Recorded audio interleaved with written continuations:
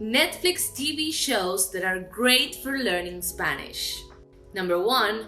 La Casa de Babel, Money Heist. This Spanish production is great if you learn Spanish from Spain and want to practice your listening abilities. Number 2. La Casa de las Flores, the House of Flowers. Perfect for those who love dark comedy, drama, and the little telenovela. This Mexican production is great for improving vocabulary and comprehension. Number 3. Luis Miguel, La Serie.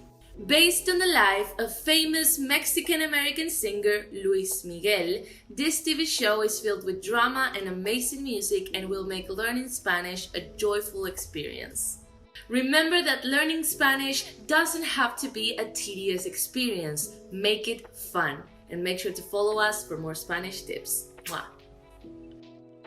Ready to put what you've been learning to the test? Sign up for a free demo lesson right now.